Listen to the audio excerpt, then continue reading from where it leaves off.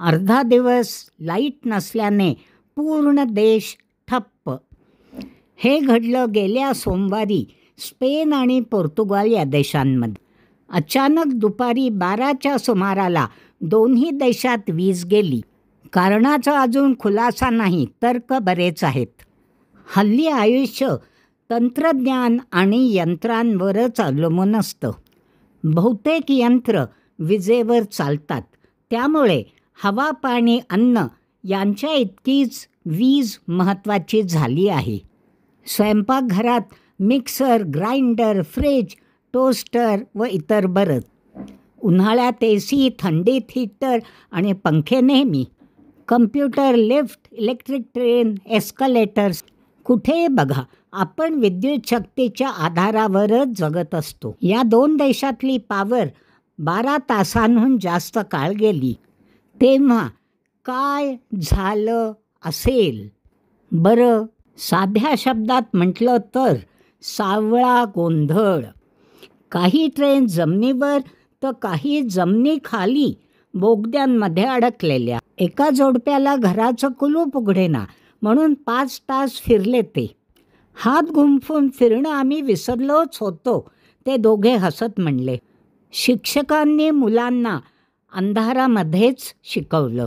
बातमी ऐकून एका बाईने पाणी साठवलं, जे सगळ्यांनी करायला हवं होतं. प्रचंड ट्रॅफिक जॅम, हॉटेल, मॉल सगळे बंद. सगळ्यांना कॅश हवी, कॅश कोणाकडेच नव्हती. स्पेनमध्ये जोराचा वारा आणि स्वच्छ सूर्यप्रकाश असल्यामुळे तिथे सौरिक ऊर्जा आणि विंड पॉवरचं प्रचंड उत्पादन आहे. साहजिकच पहिला दोष या यंत्रणेला दिला गेला.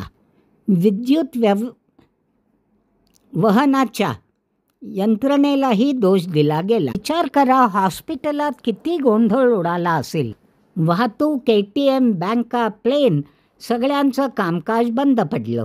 काहींचे मृत्यूही झाले असंही वाचनामध्ये आलं. 2 महिन्यापूर्वीच या देशांनी जनतेला सावध केलं होतं.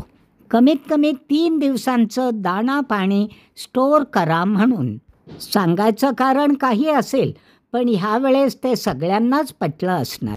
आपल्याकडे पूर्वी आपण पूर्ण वर्षाची बेगमी करत असू. फक्त युरोपीय देशांना नव्हे, सर्व जगाला हा धडा मिळाला आहे. Let go of past, don't think of future, live in the moment. किंवा मराठीत, झालेलं विसरा, पुढच्याचा विचार करू नका, फक्त ह्या क्षणात जगा. मला वाटतं झालेल्या घटनांवरून शिका आणि येऊ शकणाऱ्या अवचित संकटांना तोंड देण्याची नेहमी तयारी ठेवा. असं केलं तरच आपण आज आनंदात जगू शकतो.